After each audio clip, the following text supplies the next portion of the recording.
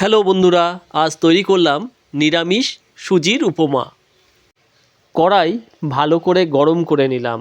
এরপর 500 গ্রাম সুজি একটু লালচেভাবে ভেজে নিলাম।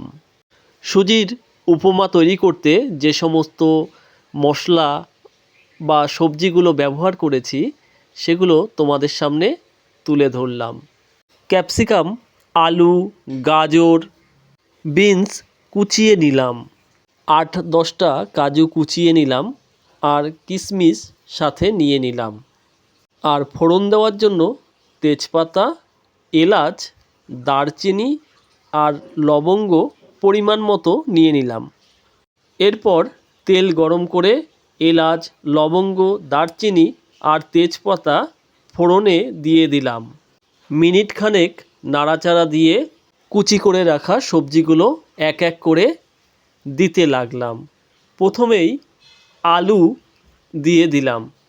একটু ভাজা হয়ে গেলে গাজর দিয়ে দিলাম। গাজরটাও একটু ভাজা হয়ে গেলে বিনস তার মধ্যে দিলাম।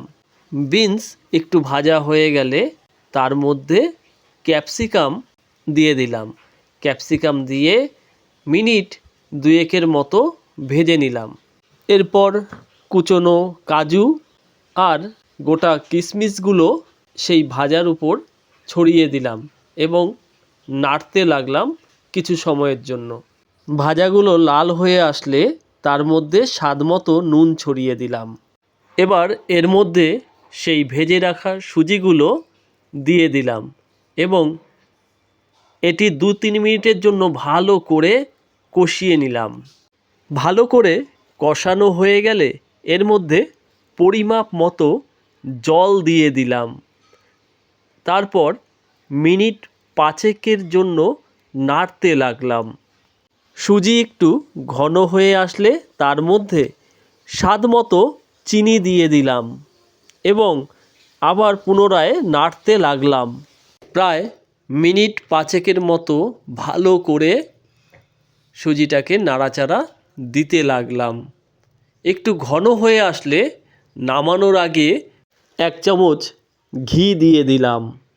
এরপর সুজির সাথে ঘিটাকে ভালো করে মেশাতে লাগলাম মিনিট 2-এর মতন। কড়াই থেকে যখন সুজিটা আস্তে আস্তে ছেড়ে দিতে লাগলো তখন সুজির উপমা এক প্রকার তৈরি হয়ে গেছে। তো অবশ্যই জানিও কেমন হয়েছে আমার এই সুজির উপমা। ধন্যবাদ।